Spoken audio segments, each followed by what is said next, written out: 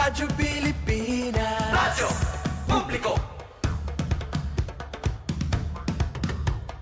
Radyo Pilipinas, Radyo Publiko.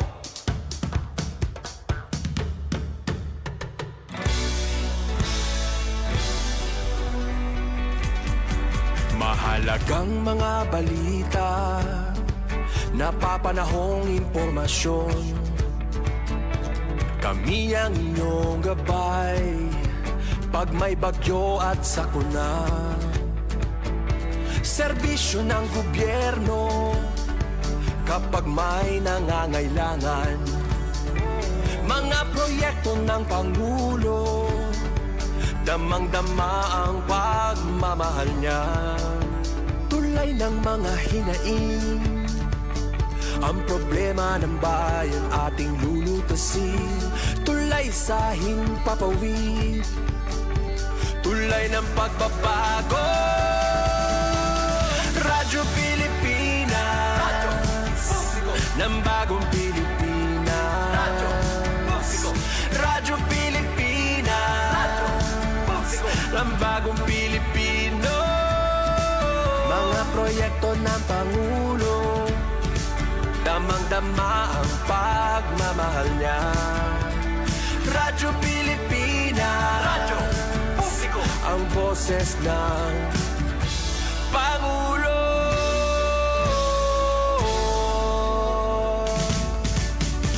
Karamay nyo kami, kahit malayo man kami nakakarating.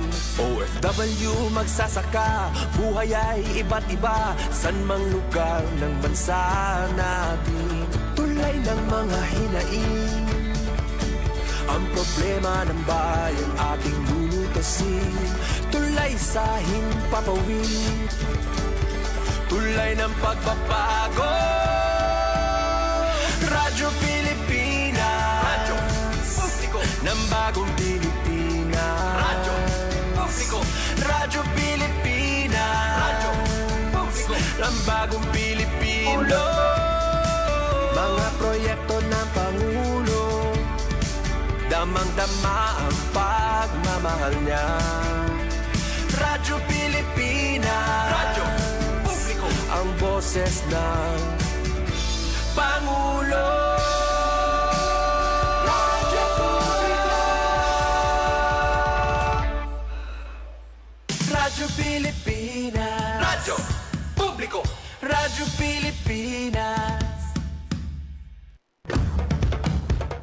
Ito ang Presidential Broadcast Service Radyo Pilipinas, Radyo Publiko. ng Bagong Pilipinas para sa Bagong Pilipino. Naghahatid ng mahahalagang balita at impormasyon na guugnay ng pamahalaan sa sambayanan. Tulay sa himpapawid ng serbisyo publiko. Radyo Pilipinas. Radyo Publiko. Ang boses ng Pangulo. Sa Kalbayo, 882 AM. Radyo Pilipinas. Radyo Publiko. Maayong buntag. Maupay nga aga. Good morning, Eastern Visayas. Oras naton na 1 minuto naglabay, 4 minutos naglabay sa aras 8. Maupay nga aga, Region 8, good morning Eastern Visayas sa iyong matanan. Pan-Miyerkules nga edisyon sa aton programa Good Morning Eastern Visayas. Makaupod ko sa control si Engineer Joven Cardenas nga niya takin nga nasugad man dito sa Sinarangan Samar sa DYES sa Radio Pilipinas Borongan si kasamang Daisy. Sa Southern Leyte, DYESL Sugod Southern Leyte, Radio Pilipinas Sugod si Ma'am Dalia kan dito sa Baybay City. Sa Vizca, sa DYDC FM, si Miss Micaela.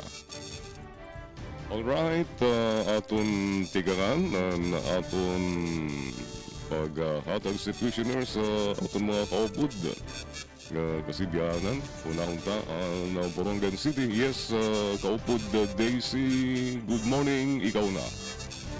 Good morning, Eastern Visayas. Yes, magandang morning, Jean. Ang sugad man itong bugos ng pwersa, itong Radyo Pilipinas, Kalbayog. Ang ganda ng Kalbayog, Jean. Pero wala yung makaglibot dito. Anyway, magandang morning gihapon ito naton mga magiging kaupod ay yan na, no? Pero tikang di Radyo Pilipinas Borongan, ha supervision ni Ate Ruth Rivera Abunda, ito naman station manager, akan kabakyan naman dede, ha technical division, hira Chief Tech Joey Policarpio nga ni Engineer RV De Dios. Nga na production, kaupod ko, hira Engineer Soca Beria and Pen Pomida. Ngan bueno, ini naman ni Daisy Lalo sa Bilizar, syempre, Ngan kahimtang iton amon panahon, dede, syudad iton Borongan, madalumdum, matarotarahite, gusto sumirak ni Mr. San, pero nababalaong hiya iton na damo nga mga kadampugan. So, kailangan lagi hapon iton na payong, darahiton na mga na-experiensyahan nga mga pag-uran para lang masigurado nga mahingangan to kita, ito naton mga tagsa-tagsa nga mga destinasyon, trabaho, iyan na nga adlaw. Tapos dididaman ha Eastern Samar in nag-aandam lagi hapon kami ready para hiton na bagyo bisan kun harayo mas maupay nala ito na preparado ngani hitayan na nga mga oras this early in nagpagawa sin advisory to mariners ito na Coast Guard station o substation ito na giwan pag suspender iton mga biyahe dagat didto habung to ito na giwan mabalud didto iton kadagatan dariton makusog nga gale force winds igina-associate iton na bagyo nga basyang ngan samtang iton Coast Guard Eastern Samar gihapon ginaktibar na adto na deployable response group para masiguro daman iton ira daman response pananglitan na pagkinahanglanon ipikto iton share line ngan adi gihapon iton naman nga bagyo nga basya. Nga dara hindi nga maaraot-daot iton panahon nga na-experiensyahan di probinsya iton Eastern Samar bisan nga ni aton amon Eastern Samar Provincial Athletic Association meet nga unta nakatalaan abrihan iyan na bangadlaw February 4 to 7 iginugsod nga iton February 7 to 11 darahiton maraot nga panahon. Hapag ta kuryente waray skedhin power interruption yan na nga mga oras so far pero inabot na kami haton amon power bill nga umintado hin sobra piso ang taripa kada kilowatt hour. Happy in order situation nagpapabilin nga mahimyang iton probinsya hiton na Eastern Samar. Ngan bueno headlines ito namon mga balita para yan ang adlaw Miyerkules February 4, 2026 asyahan agap nga pagsusumiter hang na reports ha Department of the Interior and Local Government pagdudumaraon nga Gender and Development Summit pagpapatuman han walang gutom program sa syudadan Borongan upod han gintratarhan liga meeting. Samtang Eastern Samar State University andam na hapagabrihan Doctor of Medicine program ha maabot nga bulan hiton Hunyo. Local government unit itong San Julian nagpahigayon hin skills training program sobra 80 katawo nakabinipisyo. Ngan DepEd Region 8 Director Fermo gintudlo kumo OIC Schools Division Superintendent hit Eastern Samar. So ang detalyan mga balita ipapadangat ang Radyo Pilipinas sa Borongan at second round Hantaramdan. Good morning Eastern Visayas. Morning, Eastern Visayas. Samar. So All right, ngadto naman kita sa Southern Leyte. Yes, kasamang Dalia. Good morning, maadyong buntag, ikaw na. Good morning, Eastern Visayas. Yes, Sir Jean. Good morning. Good morning sa ato. Yes, good morning sa atong mga nagpaminaw karon sa atong programang Good Morning Eastern Visayas. Sa ngalan sa atong station manager Sir Dindo Alaras, kini ang inyong alagad sa kahanginan Dalia Abiara Orit. At ikaw ba nato sa Master Control Kuya Rito Cabales. Yes, Sir Jean, update sa atong panahon din sa Southern Leyte. Well, so far, good thing wala tayo naka-experience og pag-uwan, no, but same with Borongan Eastern Samar na adunay paglamugdong sa ato nga panahon. No, so amping sa ato nga mga kaigsunan, especially that kini adunay gibantayan karon no sa ato nga mga otoridad, ato nga pag-asa kini nga bagyong Basyang. No, nga gilauman nga sa mga mosunod nga adlaw aduna gyud epekto no sa ato nga rehiyon. Yes, update sa ato nga sugang dagitab. Well, gipasabot karon sa atong Suleko nga adunay scheduled power interruption ugmang adlaw nga Huwebes. Alas 9 sa buntag hangtod na sa alas 3 sa hapon. Ang mga apektadong barangay mao ang Barangay Isagani sa dakbayan sa Maasin. No, gunad sa 360 Pharmacy to Millionaires Village. Apil na ang hanginan portion sa Barangay Ibarra. Ang hinungdan nini mga higala mao ang transformer load centering to correct low voltage diha sa Divisoria Ibarra o gihangyo ang ato nga mga apektadong membro konsumidores sa pagsabot sa maong pagpalya sa kuryente. So far sa ato nga supply sa tubig, wala may mga kakulian as long as mubayad lang punta.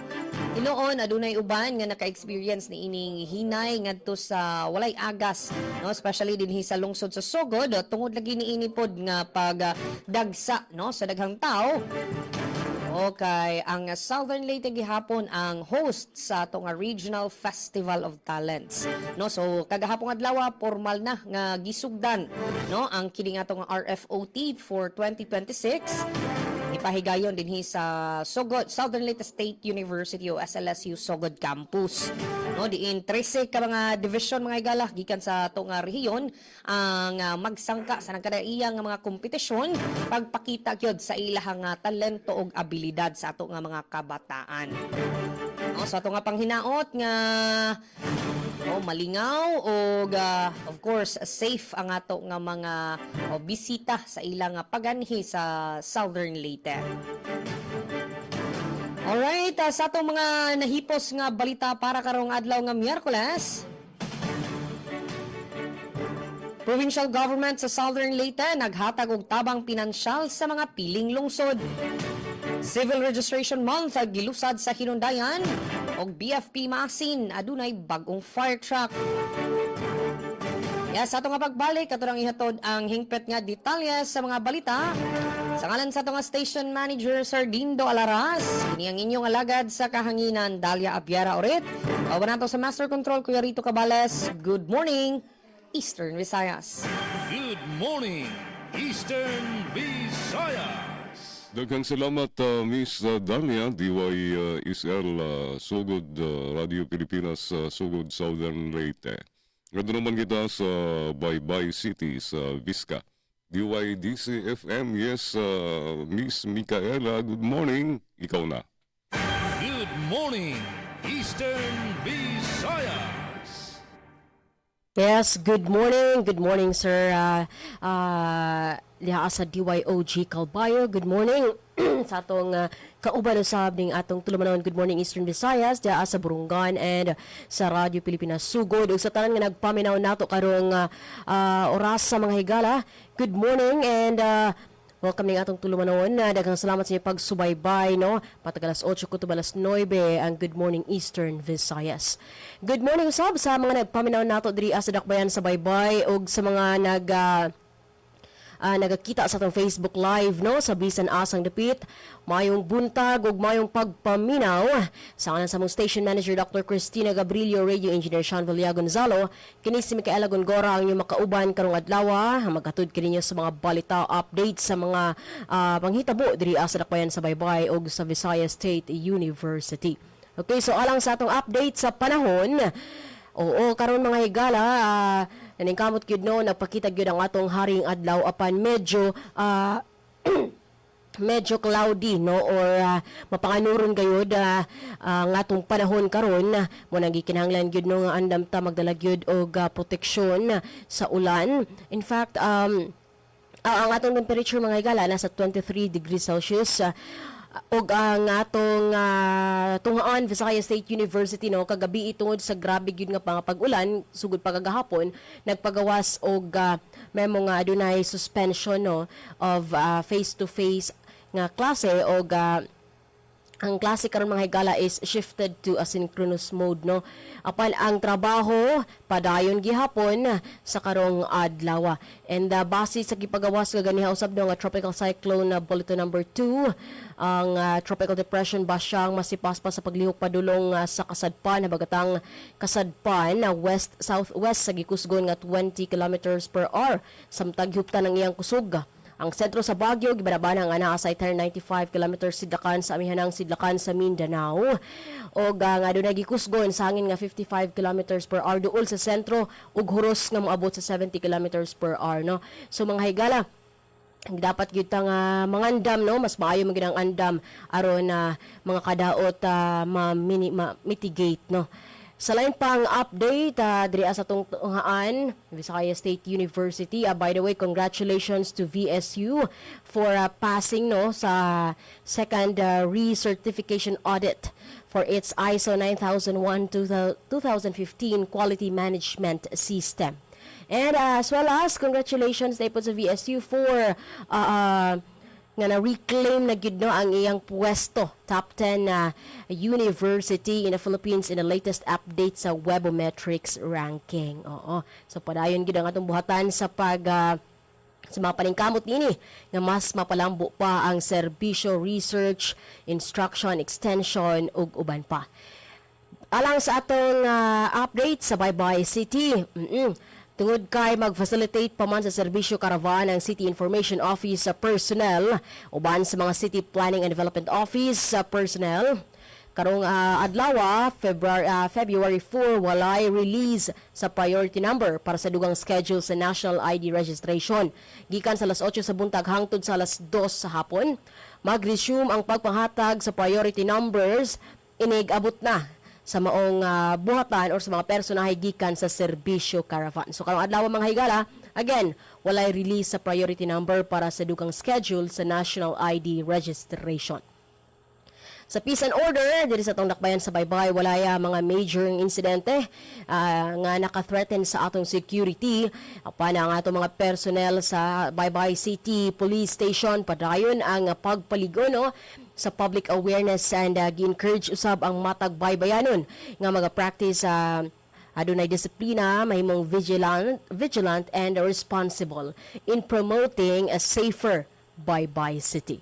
Okay, so sa Leyeko naman, dito sa lakbayan sa Baybay, walay power advisory apan dito sa may hilungos no adunay pole upgrading karong maabot nga Huwebes Pebrero 5 hinungdan nga adunay adunay power interruption no tungod ding pole upgrading. Ang apektado nga lugar sa may Barangay Talisay and line rerouting at Barangay Tabunok, Hilungos. Scheduled power interruption 8:30 a.m. to 5:30 p.m. 9 hours kini mga higala karong umaabot nga Huwebes ug mapuhon Pebrero 5. Okay, so alang sa mga balita nga nakalap karong adlaw Pebrero 4, VSU malampusong nakapasar sa ISO 9001-2015 recertification audit.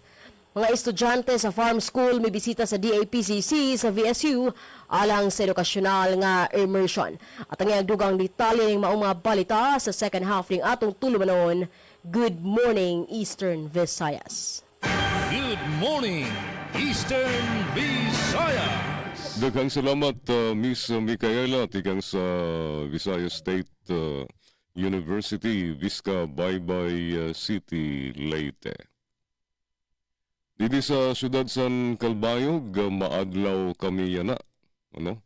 Ngan, first day ni sa haros sa duwa na, sobra na duwa kasi manang sige pag dinampog ng pagturutarahiti. Yan na lang naging mahuyayag namon kalangitan papadasig si Sister San sa iya kahayag. Kaupod ko sa control dito si Engineer Joven Cardenas. Ang pagtaga peace and order, mahimyang man dito sa siyudad sa Calbayog, waray mga untoward incidents nga naipatig ang mga kapulisan. Mahimyang ang siyudad sa Calbayog sa naglabahing 24 oras. Ngan sa pagtaga kuryente, waray abiso ang sa Melcoan nga may pagparong sa kuryente yan ang adlaw o sa masunod pang adlaw. Adian pahibaro sa Melco 1. Sa Melco 1 ang maglalansar sa online pre-membership orientation seminar PIMOS pinagisan Zoom. Nga diin ini magtitigang yan ang adlaw Miyerkules yan nga alas 2 ang kulop. Ini nga seminar an para sa mga interesado nga non-members nga nagaruyag maging member consumer owners. Para makapartisipar, i-click ang link nga naka-schedule sa iyo slot. Para sa pre-registration link, nga ito nila kamo sa FB page sa Melco 1.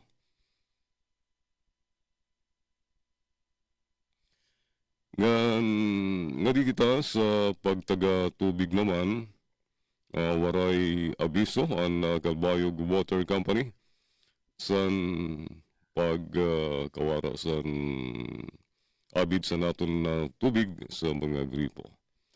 So, makakalaom kita nga duro diretso ang serbisyo san pagtaga tubig san Calbayog Water.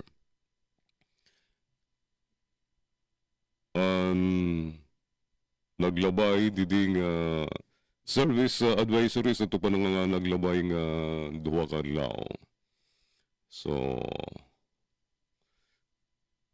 para sa itong mga headlines naman mga kasangkayan, san i-share nga mga balita noronian sa second 30-minute stretch sa DYOG Radio Pilipinas Calbayog. Adiyan mga natirok nga mga balita sa production staff sa DYOG Radio Pilipinas Calbayog. Mga headlines. DUST ng Samar State University nagburubligay sa bamboo propagation project sa Samar. 900,000 pesos na pundo igin turnover. Calbayog City Disaster Risk Reduction and Management Council ng meeting sa pagpakusog sa disaster preparedness. Gobyerno Probinsyal sa Northern Samar ginpakusog ang panginabuhian para sa mga amaton atong mga headlines and mga detalye sa katukiban nurunian sa second half sa Good Morning Eastern Visayas sa alas 8:24. Mabalik kita kauman sa mga pahibaro sa kontrol. Good morning, Eastern Visayas! Magandang araw, si Dingdong Dantes po ito. Narinig mo na ba ang yellow, orange at red warning system ng Pag-asa para sa malakas na ulan at pagbaha? Madali lang yan tandaan. Yellow, kapag posibleng magkaroon ng baha sa mga mabababang lugar o sa mga malalapit sa ilog dahil ito sa malakas na pag-ulan sa loob ng 1 oras o higit pa. Kapag naka-yellow warning, maging alerto at mag-monitor na ng panahon. Orange warning naman kung mas mataas na ang tsansa ng pagbaha at landslide dahil sa matinding pag-ulan sa loob ng 1 oras o higit pa. Kaya naman maghanda na sa posibleng paglikas. At kapag may red warning naman, nako, ito na. Panigurado ng babahain ang mga mapapapang lugar at magkakaroon ng landslide kaya pinapayuhan ng mag-evacuate ang mga tao. Sumunod sa payo ng LGU kung kinakailangan ng lumikas ng inyong pamilya papunta sa evacuation center. Sa susunod na marinig mo ang color-coded rainfall warning na ito, alam mo na, #panatag ang may alam.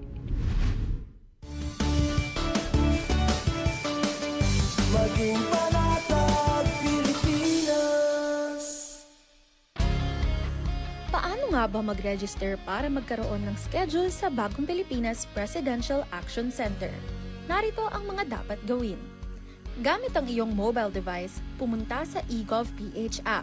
Pwede itong i-download mula sa Apple App Store o sa Google Play Store. Gumawa ng account. Ilagay ang email address, valid mobile number, pagkatapos ay makakatanggap ka ng one-time code sa iyong email. Gamitin ang code sa eGov app para sa verification ng iyong account at ng mga impormasyong ibinigay. Congratulations! Meron ka ng eGovPH app account. Pwede mo na ma-access ang iba't ibang serbisyo ng gobyerno kabilang ang mga serbisyo sa Bagong Pilipinas Presidential Action Center.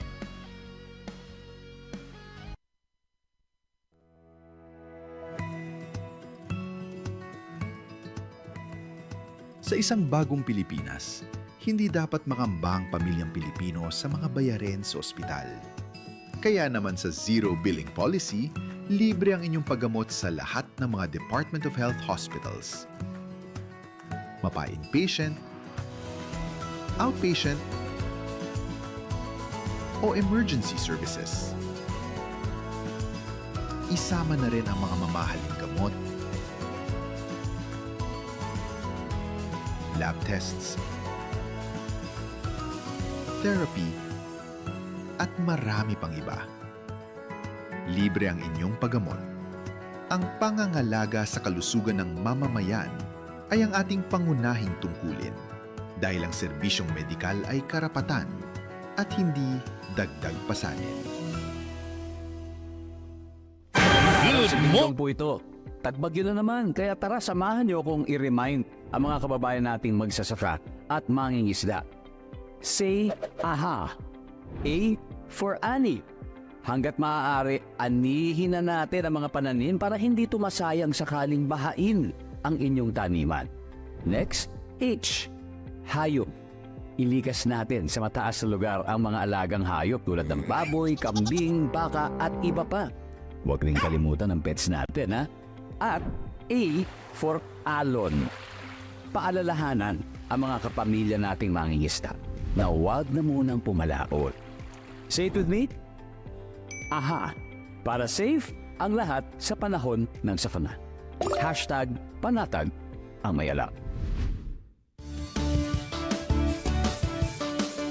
Maging panatag Pilipinas. Alam nyo, lahat ng mata kaya kong titigan. Puwera lang mata ng bagyo. Kaya sa tuwing hinahagupit tayo ng bagyo, tandaan ang listen, lock, and leave. Listen, makinig sa balita tungkol sa direksyon at lokasyon ng bagyo.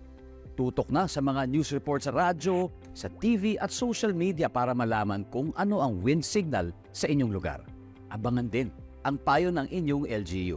Next, lock. Isara mga pinto, bintana, cabinet at main switch ng inyong bahay bago lumikas o pumunta sa evacuation center. And finally, leave. Lumikas ng mahinahon. Huwag ipagtulakan ang sarili kasi may taong nag-aantay sa iyo sa evacuation. Kaya laging tandaan, listen, lock, and leave. Hashtag panatag ang may alam. Maging panatag Pilipinas. Maayong buntag. Maupay nga aga. Good morning, Eastern Visayas. Oras naton 29 minutos naglabay sa alas 8. Aton natikakan ang ratsada sa naton mga balita sa bugos nga Region 8. Unahunta ang sa Eastern Samar, ang DYES Radio Pilipinas Borongan. Yes, kasamang Daisy. Good morning, ikaw na. Good morning, Eastern Visayas. Otro, magandang morning, Jean. Ngan haditalihan mga balita na hikayhan Radyo Pilipinas Borongan para yan ang adlaw, Miyerkules sa Pebrero 4, 2026. Ansyahan, agap nga pagsubmiterhan reports sa Department of the Interior and Local Government. Pagdudumaraon nga Gender and Development Summit, pagpatuman han walang gutom program sa syudadhan Borongan, upod han gintratarhan liga meeting. Ang detalyihan report, tikang kan Engineer Sok Aberia. Radyo Pilipinas report. Kadway kinabulan nga Liga ng mga Barangay LNB Borongan City Chapter Meeting nga niya nato 2026 in pinangunahan ni Liga President Cheney Barbia gimbuhat LNB Multi-Purpose Hall Arayupan Compound da Barangay Campisawa Ciudad Han Martes Pebrero 3. Kini nga meeting tinambong ni newly appointed City Local Government Operations Officer CLGO Attorney Johnson Ray Dilantar kundi na po niya gimpahinamdaman nag-insay da mga punong barangay at agap nga pagsubmitar sa Department of the Interior and Local Government DILG ang ginkikinahanglan nga mga report ang mga pagsunda ni pagta-travel ng mga opisyal ng barangay ang ikakasa nga lupong taga-pamayap and sentence awards sa Lateo iba pa. Ginsayod liwat ni City Population Development Officer Mark Lucio Cortado Jr. Halhiga ang nakatalaan pagdumaraon nga Gender and Development Summit nga pagbubuhaton na Iloilo City at Pebrero 25 nga 27 kung din imbitado pag-atender ang hintutungdan nga mga opisyal at barangay.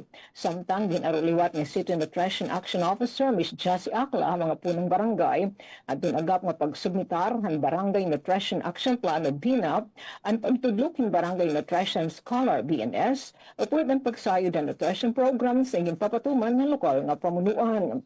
Iginsayod liwat ang pagpapatuman ng walang gutom program WGP Asyudad ng Borongan ni Ms. Joyce Ann Patrimonial Community Engagement Coordinator Innovations Food Stamp kundin ginsabi mi ang asyudad in Mayda 3,315 kabugusan ng ihap, yung mga benepisyaryo ng WGP na nakakabenepisyo, yung kadpindad 3,000 pesos na food credits.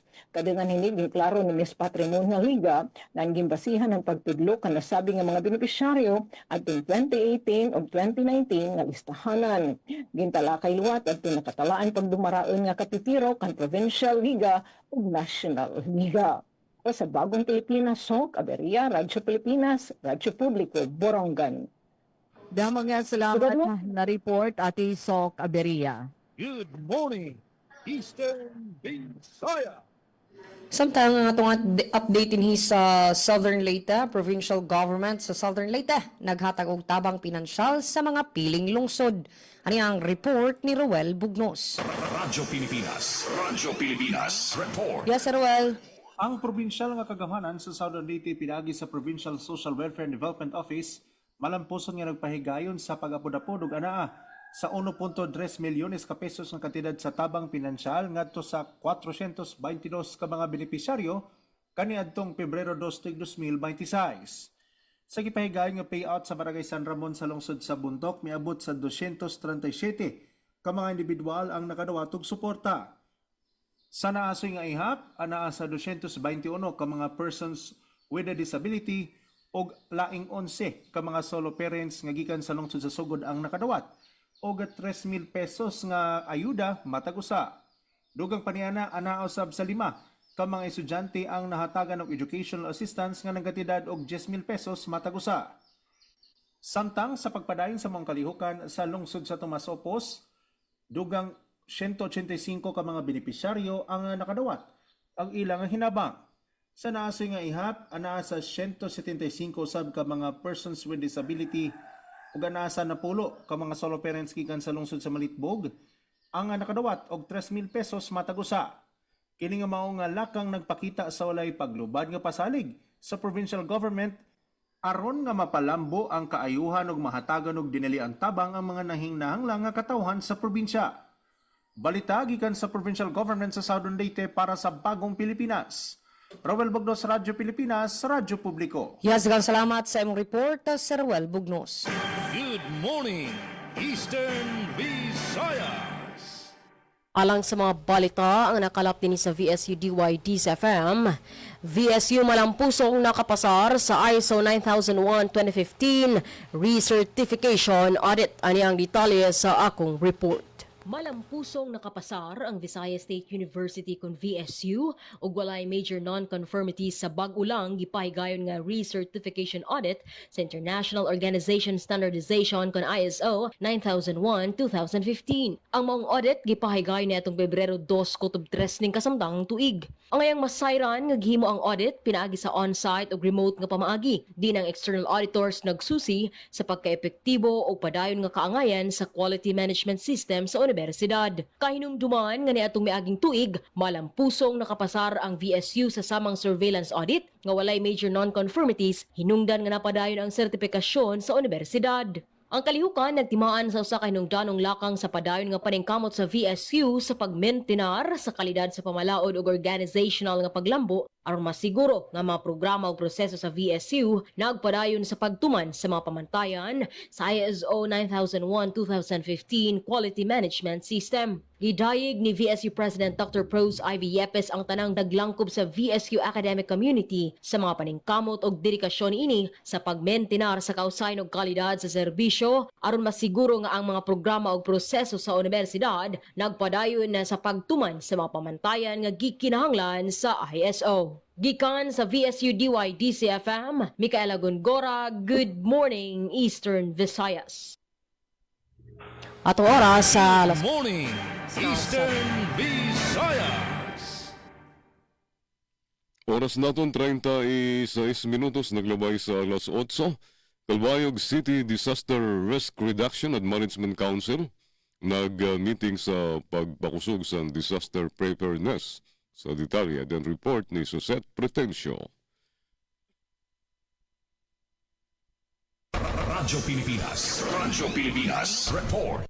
Nagdumara sa una nga quarterly meeting kakulo Pebrero 3, 2026 ang City Disaster Risk Reduction and Management Council o CDRRMC sa Calbayog City Sports Center agud pakusgon ang kaandaman sa syudad kontra sa kalamidad.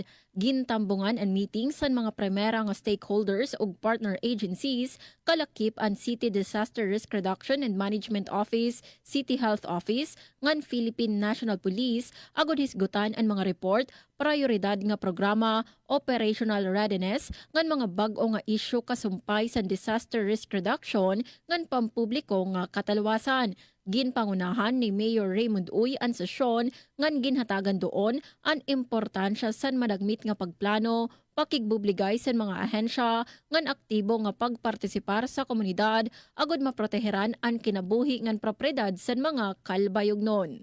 Para sa Bagong Pilipinas, Suzette Pretencio, Radyo Pilipinas sa Radyo Publiko, Calbayog. Salamat Susette sa nimo report. Good morning, Eastern Visayas. Samtang duga nga balita, tika naman di Radyo Pilipinas Borongan, I were saying and good morning and can France Navarrete Probe. Ikadua nga balita, Eastern Samar State University andam na pag-abrihan Doctor of Medicine program hamaabot nga bulan hiton Hunyo. Ang detalyahan report ikang Kanpen Pumida. Radyo Pilipinas report. Nandan na ang Eastern Samar State University ESO hapag-abrihan ira Doctor of Medicine program ha Hunyo 2026 samtang ginuhilat na lang schedule han siyahan nga ocular inspection han CHED Technical Panel. Sumalakan day Unicart, miyembro han Technical Working Group TWG han ESO College of Medicine, nahimo nan articulation meeting kaupod ang Technical Panel nga gintambungan han Chair han Technical Panel nga Dr. Joselito Villaruz, Presidente han Visayas State University, upudan iba pa nga mga dinhan magkadero dilain nga kolehiyohin medisina. Ginhatag ng technical panel ang mga suwestyon, rekomendasyon, ngan mga compliance nga angay tumanon han ESO ngan iningatanan na isumitar nahan universidad. Na isumitar na liwat nga the Board of Regents ang mga rebisado nga dokumento para hapinal nga pag-aprobar han programa. Usahan mga importante nga revisyon amo ang pagsunod han ESO ha revised National Medical Admission Test and MAT cut-off nga 40th percentile sugad nga minimum requirement para han mga aplikante. Upudan iba pa nga admission criteria sugad han grado ha kolehiyo. May dalawat din papadalagan nga libre nga online NMAT review ang napili nga faculty han ESO para han mga karuyag mag-aplikar. Ansyahan nga batch han ESO College of Medicine inigukumponerhin 40 ang estudyante nga mahihimo nga pioneering students subay han gen presentar nga ginaprobahan han Board of Regents. Nagpasalamat liwatan pamunan han ESO ha provincial government han Eastern Samar. Pinaagi kan Governor Ralph Vincent Iverdoni tungod han pagkumit hin napulo nga scholars para han College of Medicine. Naglalaom liwatan ESO nga magkakamayada pa hinduga nga scholars. Tikang han mga lokal nga gobyerno ha probinsya. Usahan mga bentahan programa. Amuan habubo nga matrikula nga diri maabot hin 40,000 pesos. Usahan pinakahabubo ha mga state universities and colleges nga may da kurso hin medisina. May da naging pili nga Dean College of Medicine, mga department chair, ngan full-time tenure faculty members, upod nan affiliate faculty nga mga clinician ngan private practitioners. Nakipag-partner iluwatan ESO ha Eastern Visayas Medical Center EVMC, sugad nga base hospital para ha clinical training han mga estudyante. Sumalakan Dr. Vicente Agda, Vice President for Academics and ESO. Kumpleto na ang mga building, pasilidad, ngan kagamitan han universidad para ha programa. Ginpasalamatan liwat niya House Minority Leader o 4-piece party list Representative Congressman Marcelino Nonoy Libanan ngan Congressman Christopher Shin Gonzales tungudan iradako nga papel ha pagsuportahan College of Medicine. Ginlalauman han ESO nga mahitabo ang ocular inspection ngan makuhan pinal nga go signal base formal nga i-offer ang Doctor of Medicine program ha school year 2026-2027 nga gintatawag nga usa nga dako nga kalampusan nga nasa nga baton ha panginginahanglan hin doktor ha probinsya han Eastern Samar. Para ha bagong Pilipinas, inihi Penelope Pumida, Radyo Pilipinas, Radyo Publiko, Borongan. Damo nga salamat ang report Ati Pen Pumida. Good morning, Eastern Visayas. Surugang pa nato nga update dinhi sa Southern Leyte Civil Registration Month gilusad sa Hinundayan. Hayang report ni Aljon Malot. Radyo Pilipinas, report. Yes, Aljon. Opisyal na nga gilusad sa Hinundayan Southern Leyte ang pagsaulog sa ika-36 nga Civil Registration Month nitong Pebrero 2. Nasara nga kininagtumaan sa opisyal nga pagsugod sa tibok buwan nga selebrasyon nga nagpasiugda sa Civil Registration and Vital Statistics kun CRVS. Niluyog sa mga kalihukan ng mga personahe sa Philippine Statistics Authority kun PSA Southern Leyte. Opisyalis sa mga barangay ug mga sakop sa lokal nga panggamhanan nga niusang nagpakita sa ligon nga multi-sectoral support sa CRM advocacy. Samtang sublinggi pa salig sa PSA Southern Leyte ang pagsuporta sa mga lokal nga panggamhanan sa tinguha nga mapauswag ang epesyente, inklusibo ug responsive nga CRVS system sa probinsya. Balita gikan sa lungsod sa Hinundayan para sa Bagong Pilipinas, Aljon Malot, Radyo Pilipinas, Radyo Publiko. Yes, salamat sa imong report, Sir Aljon Malot. Good morning, Eastern Visayas. Pampang sa lain pang balita dinhi sa VSU DYDS FM, mga estudyante sa farm school may bisita sa DAPCC sa VSU alang sa educational nga immersion.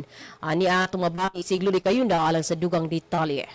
Bibisita ang mga senior high school nga estudyante gikan sa Gudoy Organic and Land Diversification kun Gold Farm School sa Department of Agriculture Philippine Carnival Center sa Visayas State University kun DAPCC at VSU ni atong Enero 28 isip kabahin sa ilang edukasyonal nga field trip. Tumong sa kalihukan nga mahatagan ang mga estudyante og hands-on nga kahibalo ug praktikal nga kasinatian sa pagdumala sa dairy nga kabaw nga nagiusa sa teorya ug aktual nga praktis sa uma. Gipanguluhan ang tour ni Agricultural Technician 1 Mary Jane D. Alasio sa DAPCC at VSU ug sa Gudoy Farm Trainer nga si Ira J. E. Tanza. Atol sa ilang pagbisita, nasaksihan sa mga estudyante ang hustong pag-atiman sa mga dairy nga kabaw, laki pang espesyal nga pagdumala sa mga buntis nga kabaw ug ang pag-atiman sa mga nati. Natapos ang kalihukan sa pagtan-aw sa proseso sa paggatas sa opisyal nga milking parlor sa DAPCC at VSU. Pinaagi sa ilang pagbisita nakuha sa mga batanong mag-uuma ang mas lawom nga pagsabot sa mga operasyon o panukid-ukid sa institusyon nga naghatag kanila ug dugang kahibalo ug inspirasyon sa nagkadakong industriya sa kabaw sa nasod. Gikan sa VSU DYDC FM, Glody Kayunda. Good morning, Eastern Visayas. Daghang salamat Glody Kayunda. Good morning, Eastern Visayas. Department of Science and Technology ng Samar State University nagborobligay sa bamboo propagation project sa Samar na 200,000 pesos nga pondo igin turnover sa detalye na balik si Suset Pretencio. Radyo Pilipinas, report.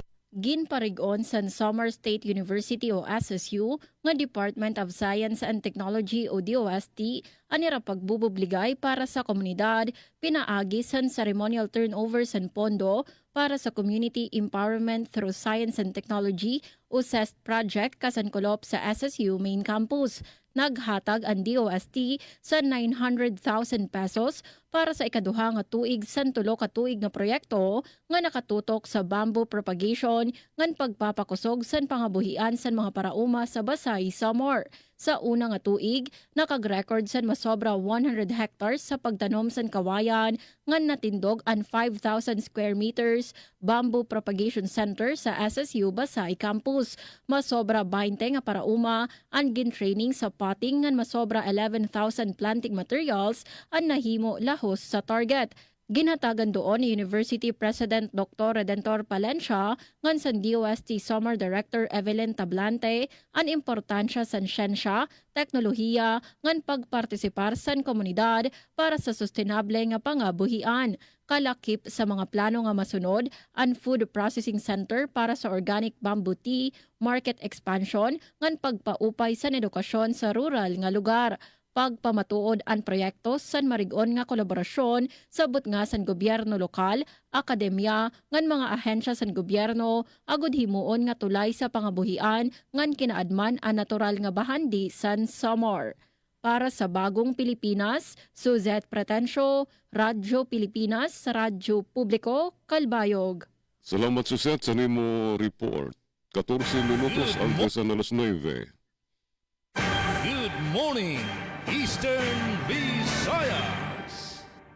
Samtang dugang nga balita, tikang naman ni diha Radyo Pilipinas, Borongan, DepEd Region 8 Director Fermo, gintudlo ko mo OIC Schools Division Superintendent han Eastern Samar.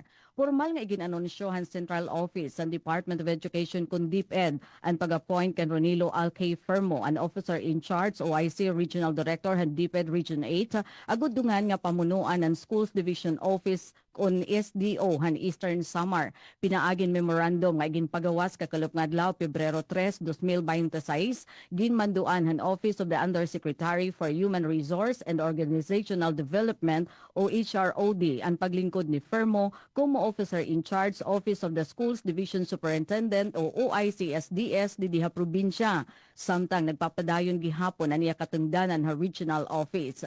Sumalahan DepEd ini nga pita dinagud masiguro an exigency of service o an mahusay nga madagmit nga serbisyo publiko ha sektorhan edukasyon. Tungod dinhi nga bag-o nga designation ni Fermo amin may ada bugos nga otoridad ngan gahom han usa nga Schools Division Superintendent upod na aton pagpirma hin mga opisyal nga komunikasyon, pagpagawasin mga appointments, pagtudlok hin mga empleyado, pagdumara haton mga buruhaton sumalahan na una nga department order.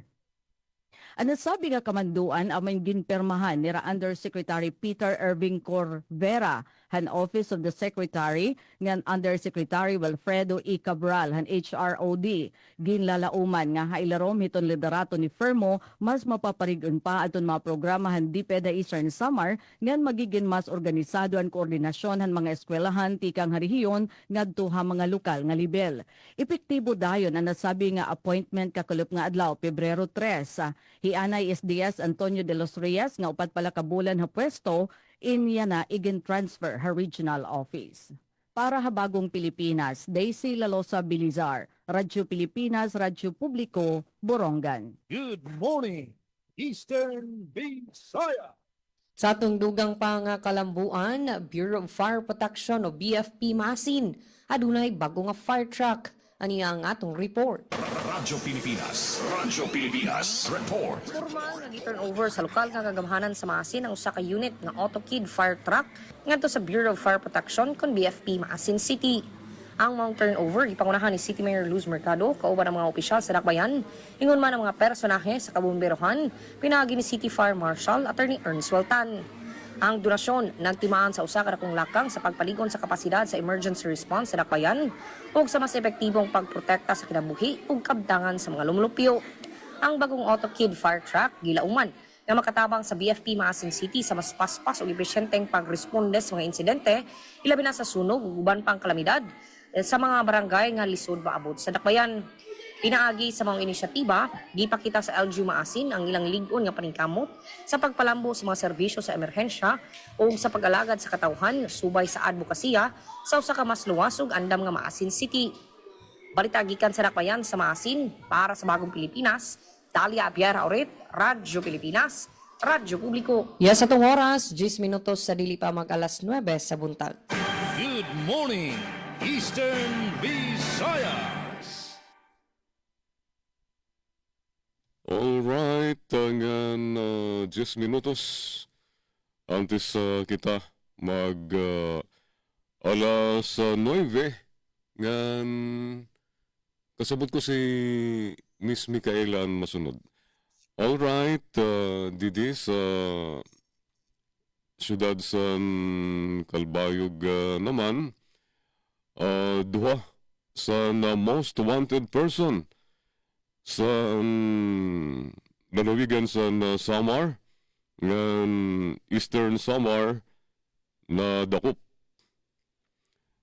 Duha sa most wanted person o ako pa? Duha sa most wanted person sa Samar ng Eastern Samar na dakop kalinya sa direktiba sa Chief PNP Police General Jose Melencio Nartates pagkurukusog sa kampanya kundasan kriminalidad.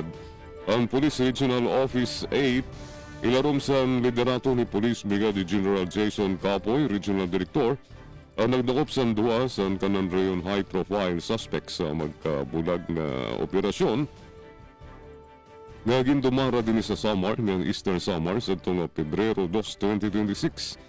Sa Samar, ang Matuginaw Municipal Police Station, upod sa PNP, Special Action Force South ng Samar Police Provincial Office, SPPO, Provincial Drug Enforcement Unit, nagdakop kan alias Sony, 38 anyos na parag-umang ang residente sa barangay San Isidro, Matuginaw, Samar.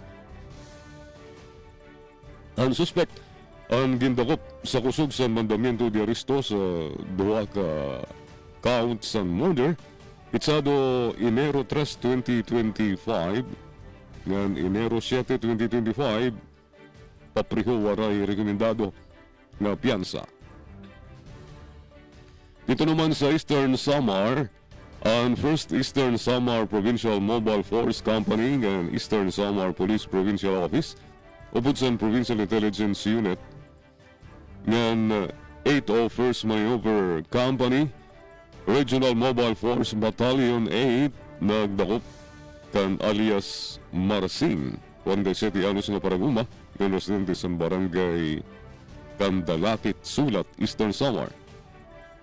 Siya ang gindakop sa kusog sa mandamiento de aresto para sa murder, itsado Nobyembre 13, 2025, waray piyansa nga ginrekomenda. Tigang sa FB page ng Police Calbayog. Oras naton na hingad to na sa 7 minutos antes mag alas 9. Good morning, Eastern Visayas. Alright, waray na ba kita balita tikang DYDC ito na Visayas State University. Makadikita Radyo Pilipinas sa Borongan para hinadugang balita. Eastern Samar Provincial Athletic Association Meet 2026 iginugsod ang pizza tungod han peligro han Bagyo Basyang. Hatinguha nga masiguran katalawasan nga tanan nga partisipante, opisyal nga ginanunsyo han lokal nga pamunuan han balangkayan ang pagbalhin ang schedule han Eastern Samar Provincial Athletic Association Meet kon na ESPAEM 2026. Tikang han original nga pizza ngayon ang adlaw Pebrero 4 nga dayton 8 ang pag-abrihan aktibidad han paug na takusog inbubuhaton na didayton February 7 to 11. Ano sabi nga desisyon in ginbuhat matapos ang meeting ni Mayor Alan Contado, Vice Mayor Edith Ann Contado upod aton mga tinaglawas ti kang DepEd Eastern Samar Division ngan Municipal Disaster Risk Reduction and Management Office an Balangkayan. Iniin kasunod haton formal nga rekomendasyon ti kang Provincial Disaster Risk Reduction and Management Office kon PDRRMO may tungod han ti arabot nga bagyo Basyang. Sumalahan reportan panahon iton pag tama hiton bagyo nakatalaan dida hiton mga adlaw han original nga schedule hit ngan opening hininga seremonya hiton ESPAAM salit din kikinahanglan nga madagmit nga aksyon para malikyan adton anuman nga peligro. Hailaro man bago nga direktiba ang mga masunod amo ang pagtutumanon. Dideton Pebrero 7 taknaan pag-abutan nga tanan nga delegado tikang ha iba-iba nga bungto. Pebrero 8 pagbubuhaton aton opisyal nga opening ceremony ngan an ginahuhulat nga welcome night. February 7 to 11 ang operasyon haton mga vendors ngan mga aktibidad hapagbaligya ha mga designated nga ceiling areas. Nagpahayag naman hina aro naman hin pag-intindi hi Mayor Alan Contado nga nanawagan hin kooperasyon ha publiko. Saringan Mayor aton seguridad han mga atleta magturot do ngan mga bisita ang pinakaimportante hang nga tanan. Naglalaom gihapon aton lokal nga gobyerno hin mas mabinungahon ngan maupay nga selebrasyon hiton Eastern Samar Provincial Athletic Association meet ha mas paborable nga panahon. Para Habagong Pilipinas, Daisy Lalosa Bilizar, Radyo Pilipinas, Radyo Publiko, Borongan. Good morning, Eastern Visaya. Atong oras sa 4 minutos sa dili pa alas 9 sa buntag. Bueno, sa dili pa ta temporaryo nga manamilit ato usa nga ipasabot ning pipila ka mga ordinansa, sugyot nga ordinansa. Napahinumdum karon ang ato nga Office of the Sangguniang Bayan sa lungsod sa Sogod. Sa kining ato nga mga residente, adunay usa ka pagahimuon nga public hearing karong umaabot nga Pebrero 18. Adlaw ka na nga Miyerkules, sunod semana. It's next week. Kahimuon kini alas 2 sa Udto diha sa Municipal Gymnasium. Lakip sa mga gisugyot nga ordinansa mo ang Municipal Ordinance number 2025-366, one ordinance institutionalizing a feedback mechanism through the use of the official Facebook page of the Sangguniang Bayan, posting on bulletin boards and suggestion boxes for the dissemination of legislative information, propose and approve ordinances and other activities of the Sangguniang Bayan of Sogod, Southern Leyte. Ingon man ang Municipal Ordinance number 2025-374, an ordinance institutionalizing the program on awards and incentives for service excellence or praise of the municipality of Sogod, Southern Leyte, providing its framework, structure, guidelines, funding, monitoring mechanisms, implementation system, and other purposes. So giawhag na to ang atong mga kaigsuuna dinhi sa Sogod sa pagsanong sa mga public hearing.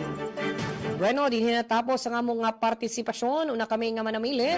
Sa ngalan sa tunga station manager Sir Dindo Alaras, kini ang inyong alagad sa kahanginan Dalia Abiara Ored. Tuwa nato sa Master Control Kuya Rito Cabales. Mayong buntag, good morning, Eastern Visayas. Good morning, Eastern Visayas. Dito sa natapos ang partisipasyon sa DYD sa FM, alang ni atong tulumanon sa ngalan sa station manager Dr. Cristina Gabrilio, kini si Micaela Gongora ug akong kauban si Glory Cayunda. Alang ni atong tulumanon, good morning Eastern Visayas. Good morning, Eastern Visayas. Nantikan naman ni Radyo Pilipinas sa Borongan. Hangaran ito naman station manager at Ruth Rivera Abunda. Didi naman ha production na nato news contributors. Engineer Sok Aberia, Penelope Pumida, ngan samtang ha technical, hira Chief Tech Joy Policarpio, ngan Engineer RV De Dios. Ini Daisy Lalosa Bilizar. Nasa ring da mga salamat. Tanyo pakigusama o pay nga aga. And good morning, Eastern Visayas. Good morning, Eastern Visayas. Damo salamat sa iyo participation. Kaupod Dalia sa DY Israel Sugod Southern Leyte, si kasamang Daisy sa DYES Radio Pilipinas Borongan, ngan si Miss Micaela sa DYDC FM Bisca, Baybay City, Leyte. Sa ngaran sa nakaupod ko sa kontrol, si Engineer Juven Cardenas ngan kataking. Ini naman iyo surugon sa kanginan Jean Navilon, nagpapasalamat sa iyo pagpamati hasta nawat buwas nga lao pohon kita magkakaurusa din sa Good Morning Eastern Visayas. Good morning, Eastern Visayas.